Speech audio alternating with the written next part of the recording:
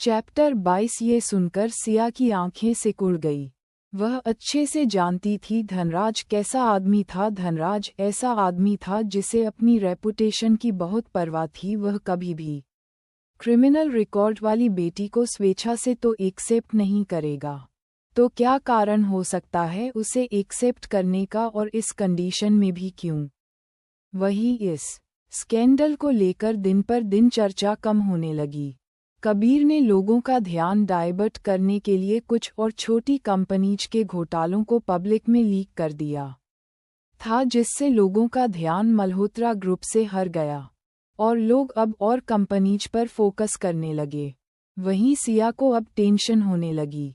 जब तक मल्होत्रा परिवार से अकेला छोड़ देता है तो वह अपने बचे हुए 2 महीने चुपचाप पूरे कर लेती और आगे बढ़ जाती।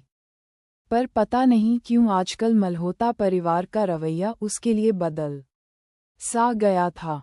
सुप्रिया भी हर दिन उसका हलचल पूछने की कोशिश करती, पर ये अलग था कि बदले में शिवम से हमेशा इग्नोर कर दिया करती। और जैसा कि धनराज ने कहा कि वो अपना स्टेटमेंट ऑफिशियली वापस लेगा, स्टेटमेंट पब्लिकली वापस ले लिया गया और सिया को आधिकारिक तौर पर मल्होत्रा परिवार में शामिल कर लिया गया। वह चाहे ना चाहे अब वह मल्होत्रा परिवार की मेंबर थी। सिया को कुछ तो गड़बड़ लग रही थी। सिया जब ब्रेकफास्ट कर रही थी तभी धनराज ने कहा, खुद को अच्छे से तैयार कर लो, अब तुम्हें लोगों से इंट्रोड्यूस करने का समय आ गया है।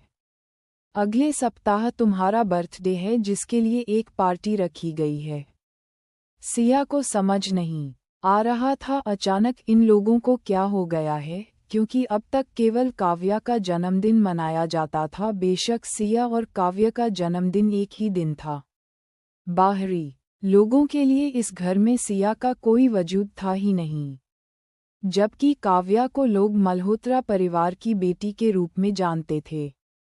और अब 3 साल जेल में बिताने के बाद धनराज अचानक उसे पब्लिकली एक्सेप्ट कर रहा था। सिया के चेहरे पर कठोरता थी। उसने अपना फर्क प्लेट में रखते हुए कहा, आप मेरा इंट्रोडक्शन कर आओगे, पर कैसे? आप काव्या की सिचुएशन को लोगों को किस तरह समझाओगे? क्या बताओगी? मल्होत्रा फैमिली की बायोलॉजिकल बेटी कौन है, मैं या काव्या? काव्या, तुम क्या जवाब दोगी जब लोग तुमसे पूछेंगे? ये सुनकर डाइनिंग हॉल में सन्नाटा छा गया। पूरा मल्होत्रा परिवार पीला पड़ गया। वीर ये देखकर खुद को रोक नहीं सका और कहा, तुम दोनों इस परिवार का हिस्सा हो। प्रॉब्लम क्या है? प्रॉब्लम? हा, प्रॉब्लम कोई नहीं है। सिया व्यंग्यात्मक रूप से मुस्कुराई।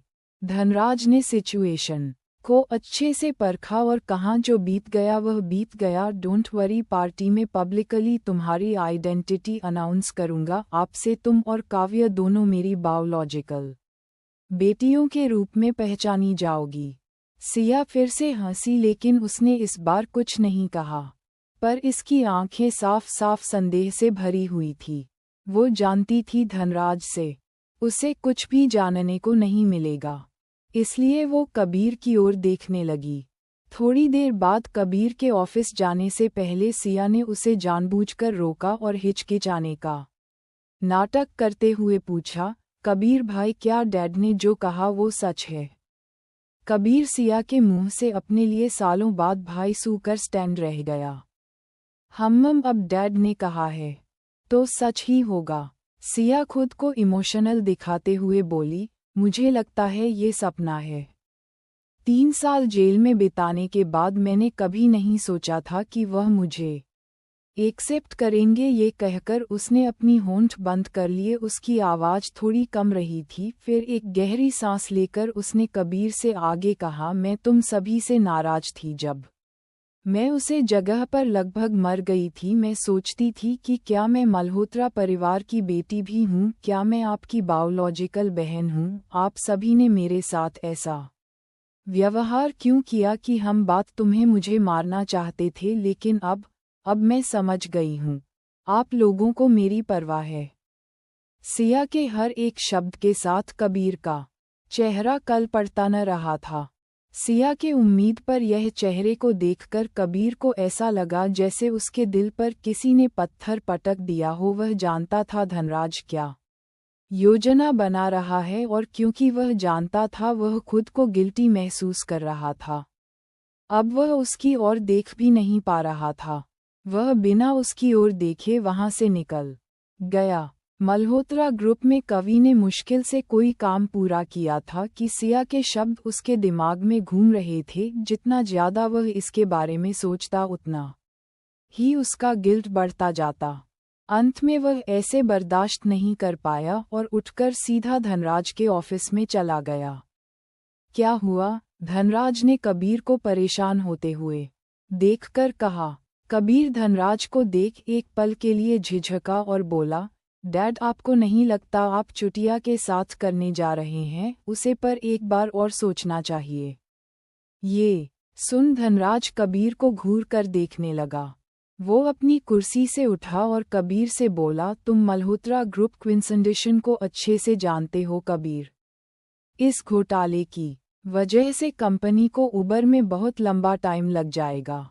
मल्होत्रा ग्रुप में कई और बिजनेस भी हैं, लेकिन असली प्रॉफिट फार्मा कंपनी से ही आता है। अगर मेरे पास कोई और ऑप्शन होता तो मैं ये काम नहीं करता। ये सुनकर कबीर ने अपनी मुठिया पीस ली है। उसकी आवाज़ ठंडी पड़ गई। डैड, सिया पहले ही बहुत कुछ झेल चुकी है। सिया जेल में लगभग मर चुकी थी। उसके साथ वहाँ बहुत बुरा हुआ है। उसके शरीर पर अनगिनत जख्म हैं। डैड, वो हमारी बहन है। ये कहते हुए आज सुबह की उम्मीद भरी सिया की नज़रें उसके जहन में आ गई। उसने गिल्ट से अपना एक हाथ दिल पर रख लिया।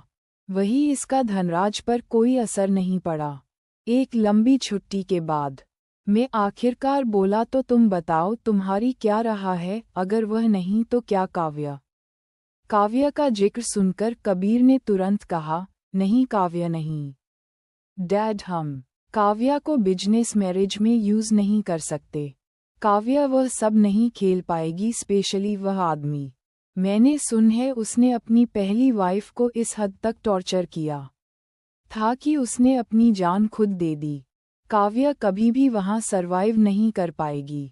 तो तुम मानते हो? धनराज ने कहा। तो हमारे पास कोई और चॉइस नहीं है। सिया ही बेस्ट ऑप्शन है। और जैसा कि तुमने बताया, सिया ने प्रिजन में बहुत सफ़र किया था, तो वो उस आदमी को भी हैंडल कर सकती है। वह आदमी कितना भी क्रूएल क्यों ना हो, वह जेल में सिया के सफ़र किए हुए प्रॉब्लम्स से ज़्यादा तो नहीं हो सकता। इसके अलावा इस बार हम उसे ऐसे ही नहीं छोड़ सकते। वह आदमी मल्होत्रा परिवार के साथ रिलेशन रखना चाहता है, और सिया के साथ हम लोग होंगे उससे टाइम टू टाइम उससे मिलने जाते रहेंगे। लेकिन काव्या कमज़ोर है। वो उस आदमी टॉर्चर के आदमी को बर्दाश्त नहीं कर पाएगी। धनराज की बात को समझकर कबीर ने गहरी सांस ली और कहा था, इसके बाद हमें उसके साथ अच्छा बिहेव करना होगा। ये सुनकर धनराज ने कबीर की आंखों में देखा और कहा, ठीक है, जैसा तुम चाहो। उसके लिए कुछ कपड़ों का इंतजाम करो। कबीर ने हाँ कहा, जिससे कबीर का गिल्ट कुछ कम हुआ। कबीर ने अपने केबिन में पहुंचने शिवा और वीर को बुलाया और सब बताया। कबीर ने दोनों को समझते हुए कहा, अब से वो सभी सिया के साथ अच्छा बिहेव करेंगे। आखिर वो उनकी बहन थी। दूसरी ओर सिया क्लास में थी। राघव क्लास ले रहा था। वह क्लास में एक टॉपिक समझ रहा था, तभी उसकी नज़र सिया पर पड़ी, जो अपने ख्यालों में खोई हुई थी। ये पहली बार था कि क्लास के दौरान सिया क्लास में होते हुए भी नहीं थी। ये देख राघव ने उसकी सीट पर जाकर उसकी डेस्क पर थपथपाया।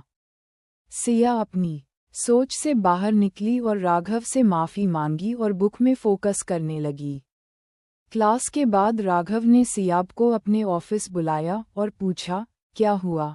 क्या उस आदमी ने तुम्हें फिर से परेशान किया? पर वो तो जेल में है। कहीं फिर मल्होत्रा परिवार ने तो?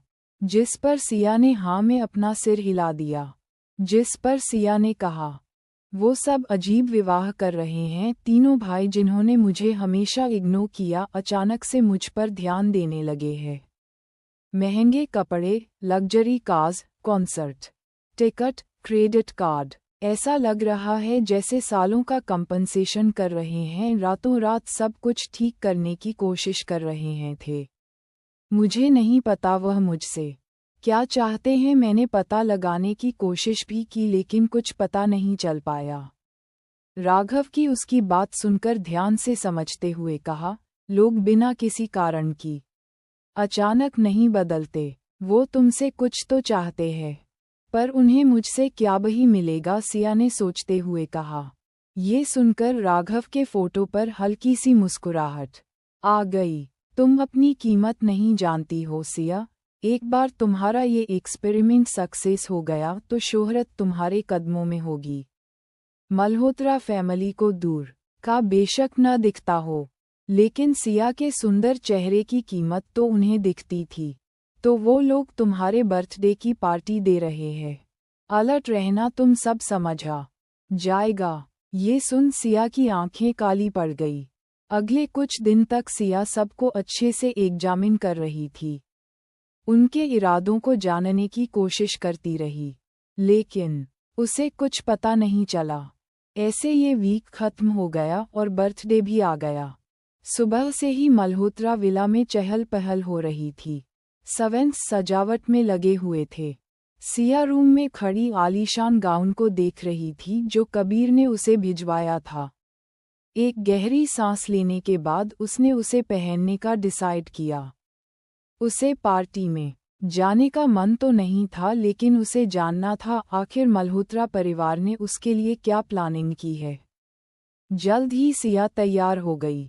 पार्टी में लगभग सभी गेस्ट आ चुके थे। सभी वेल्दी फैमिली से थे। राघव भी पार्टी में आया था। वो आना तो नहीं चाहता था, लेकिन वो इस पार्टी में केवल सिया की वजह से आया था। और अभी उसके सामने काव्या खड़ी थी जो कभी शर्माती तो कभी इठलाती। काव्या उसे उसके सामने खड़े होकर ही एडमायर कर रही थी, जिससे राघव इरिटेट हो रहा था। वो अभी केवल सिया को देखना चाहता था। काव्या उससे बार बार बात करने की कोशिश कर रही थी, जिसका जवाब राघव बहुत ही पोलाइट वे में दे रहा था, लेकिन वो सिर्फ एक शब्द में वो काव्या को पूरी तरीके से इग्नोर कर रहा था। लेकिन काव्या हार मानने को तैयार नहीं थी। तभी राघव की नज़र सीढ़ियों की ओर गई। अचानक उसकी आंखों में चमक आ गई। उसके मुंह से वाव निकला। सिया को उसने हमेशा सिंपल अटायर में ही देखा था, जनरली हुडीज, जीन्स और एक चोटी में। उसे ये तो पता था कि सिया के फीचर्स बहुत अच्छे हैं, लेकिन वह इतनी सुंदर लगेगी इसकी उम्मीद न थी। उसकी तो नज़र ही नहीं हट रही थी सिया से। वो रेड कलर की मरमेड गाउन में थी। उसके आगे तो काव्या जो कैंपस कुएं थी वो भी फेल थी।